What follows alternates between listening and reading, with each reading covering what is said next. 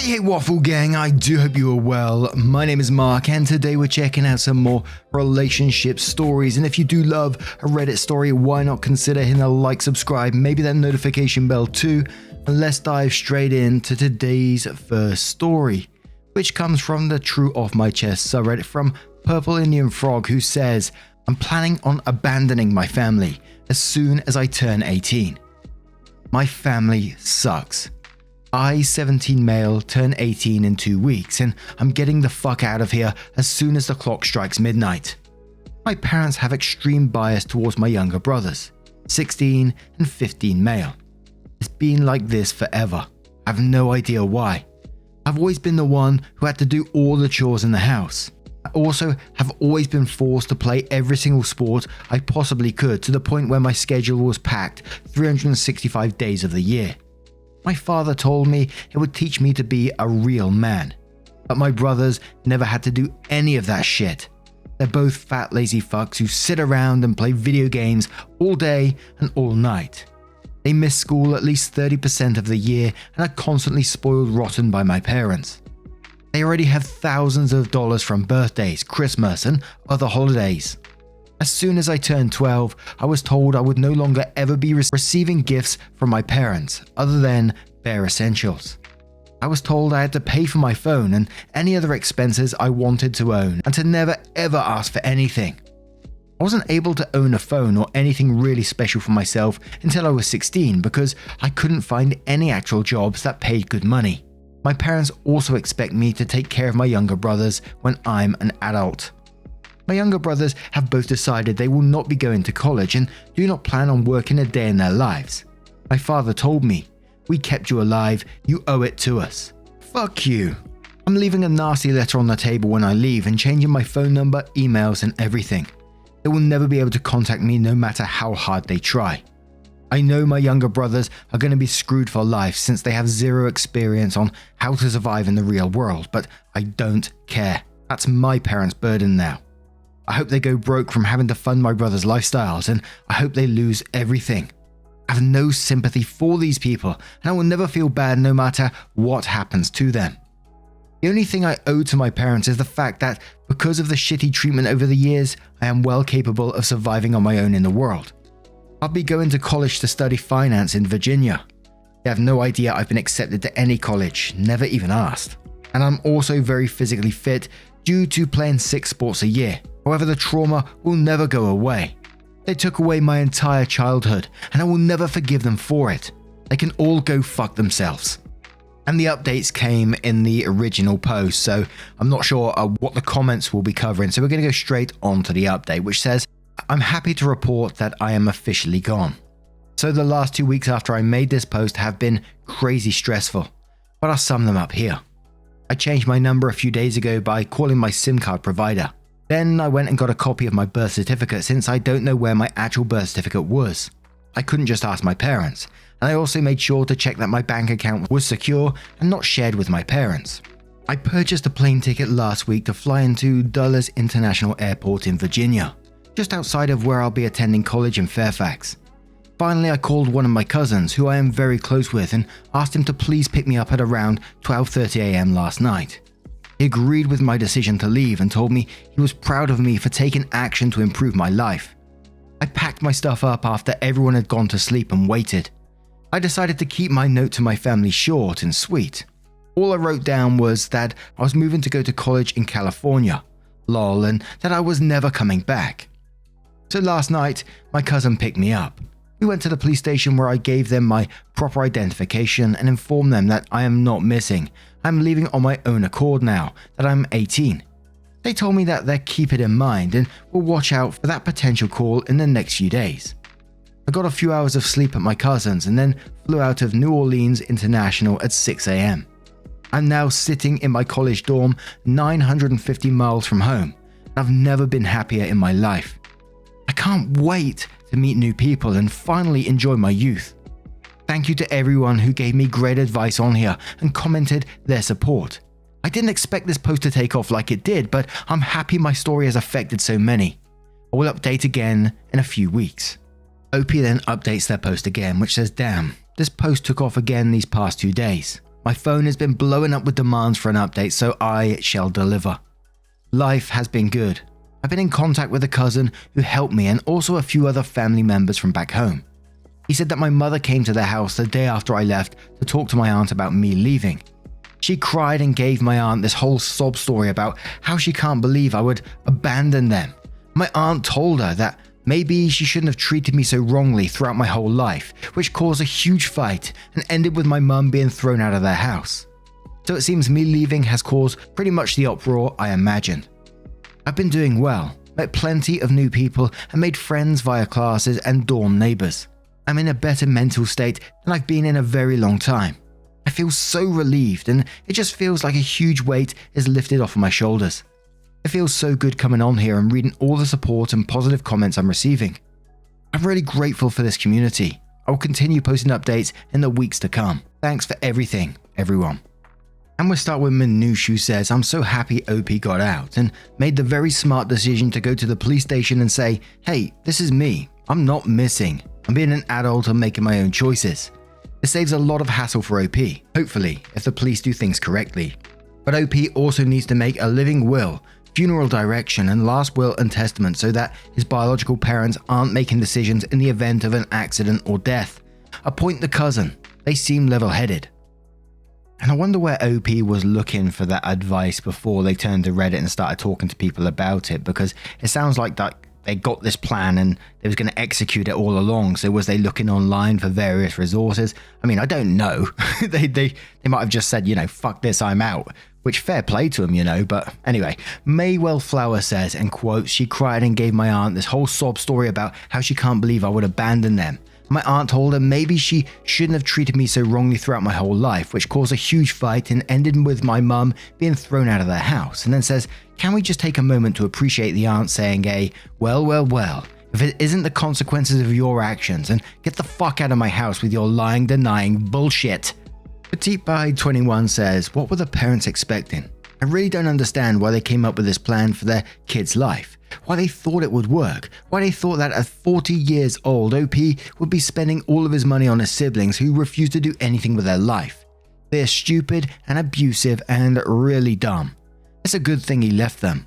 Shelley says, I don't understand what the parents' endgame was here. Why the hell would they treat their oldest son like an adult from the age of 12 onward, and make their other kids absolutely incapable of dealing with life? What was the point of that? And there were several comments below that one, some suggesting, wasn't a planned child, or the parents have this firstborn child responsibility mindset.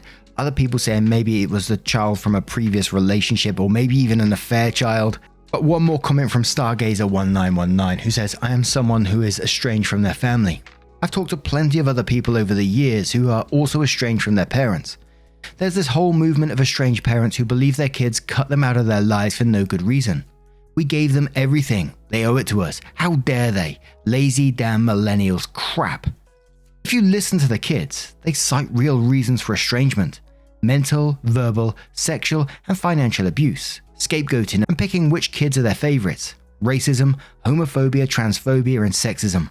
Mental health problems. Sabotaging of their kids' futures. Irreconcilable differences when it comes to things like politics and religion. These issues make a home environment so toxic, it's not worth staying. A lot of people such as myself would love to have parents in our lives, but doing so would be dangerous and/or detrimental to ourselves. OP deserve better. They have a second chance now at life, and I hope they do well. Then they shared a link to missing reasons, and also r/estranged adult kids. But first start reading that post, I can feel the frustration and the sadness from OP, the way that they've been treated, and can see what their brothers are going through and the way that they're being treated. And like one of the comments said, I'm glad that they informed the police of what they was doing so they didn't get chased down for, like the comment said, making an actual adult decision and getting out of that toxic, abusive environment.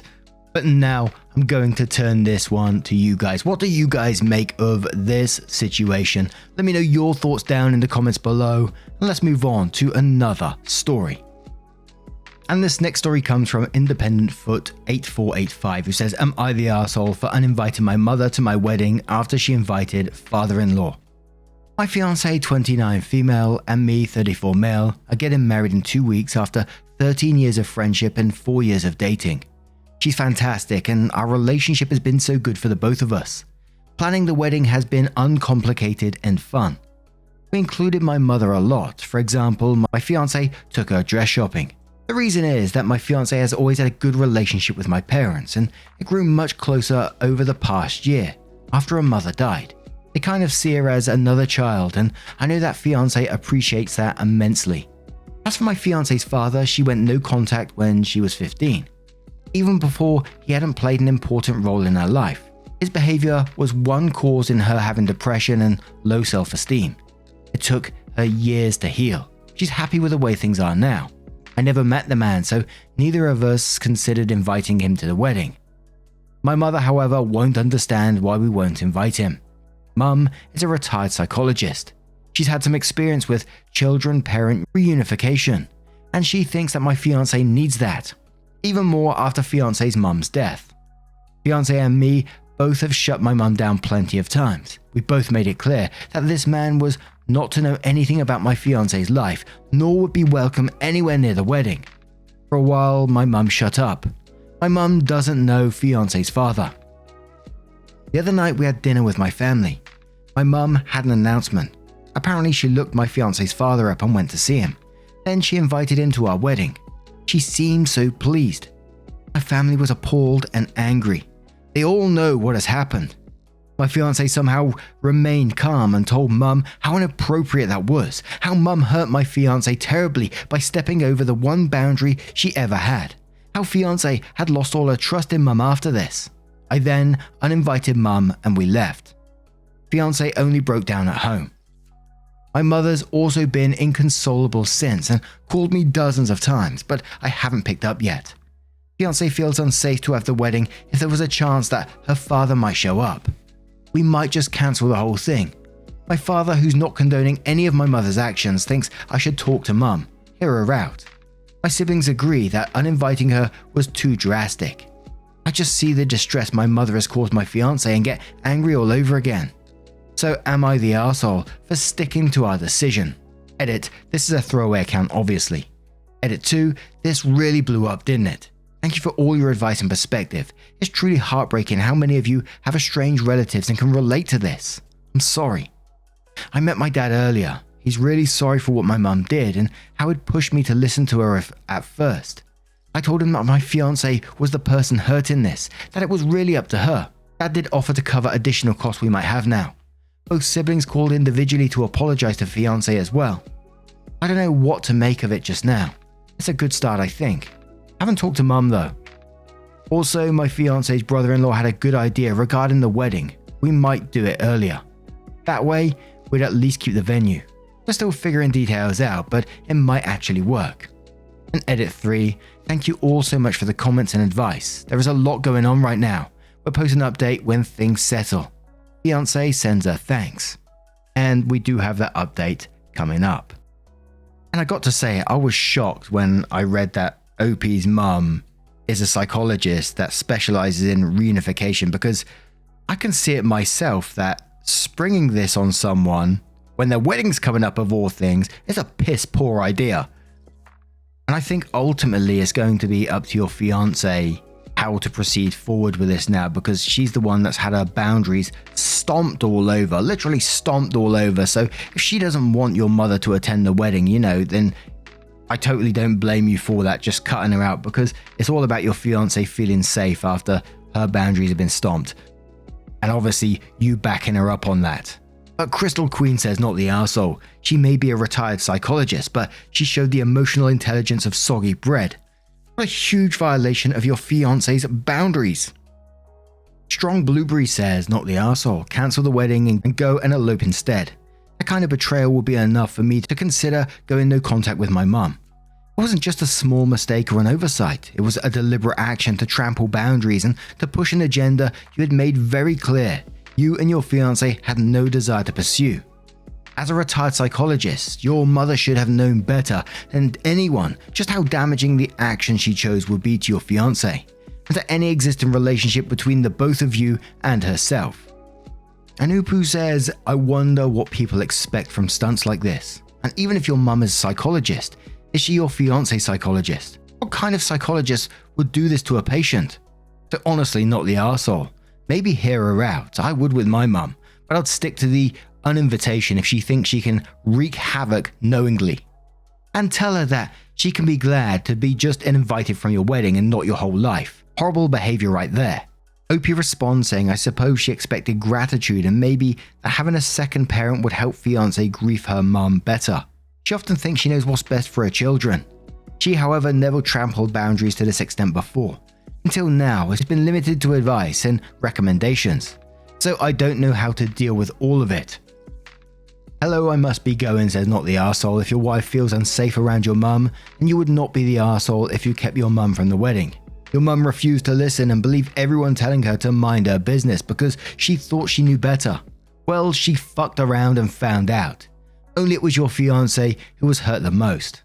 Trust is hard to mend once broken. If you keep the wedding date, it's important to make sure that dad doesn't show. Make your mum with your dad for insurance go back and tell him he isn't welcome, that if he shows up anywhere near the wedding, then the authorities will be called. Assign people at the wedding to keep watch for him and make sure he leaves. It would be a shame to call off the wedding, but if neither of you would enjoy it because she'd be on edge about her dad knowing and showing up, then what's the point? Opie replies saying those are some really good points, especially with the guards nearby. I'll ask fiancé what she thinks. I'm hurting for her. It's brought back so many old issues for her, and there is nothing I can do. Mundane Sunday says not the arsehole, but your mother is a giant, egotistic arsehole. Fuck psychologists that think they know everything best.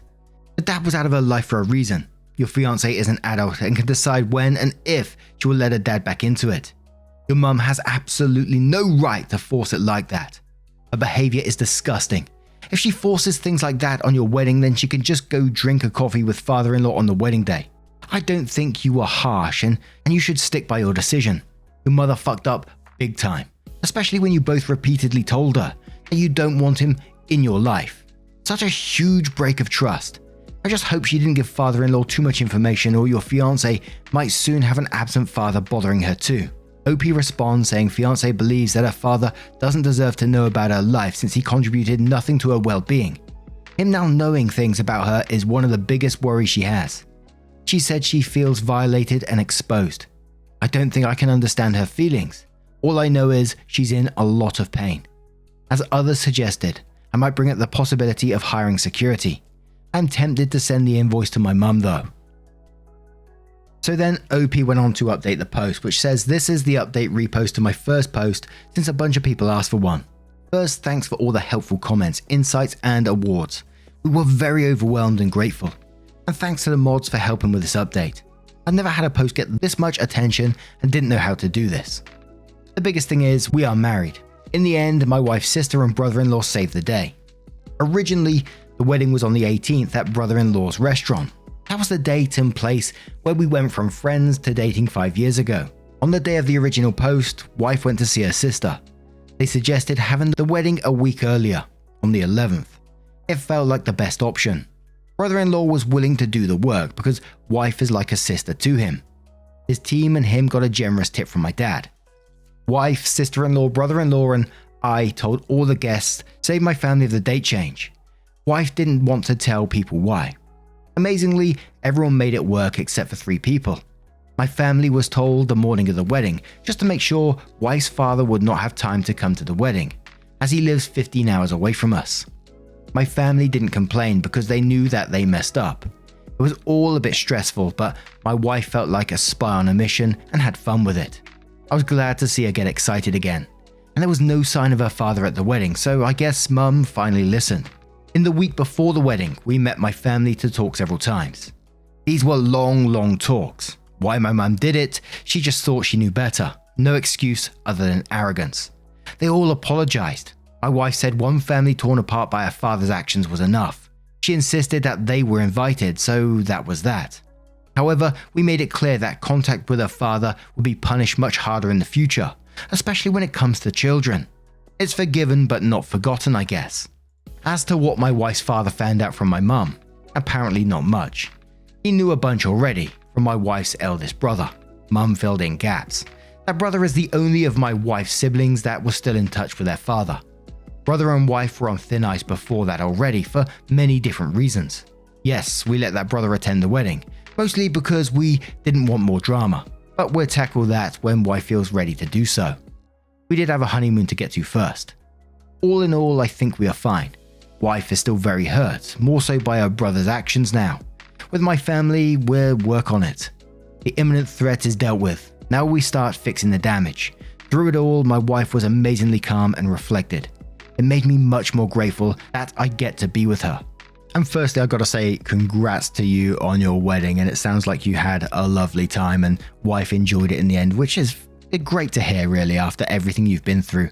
And all I can say is that I hope the future continues to go smoothly for you and mum shows true remorse for what she's done, and I hope her apology was genuine. But what do you guys make of this situation? Let me know your thoughts down in the comments below.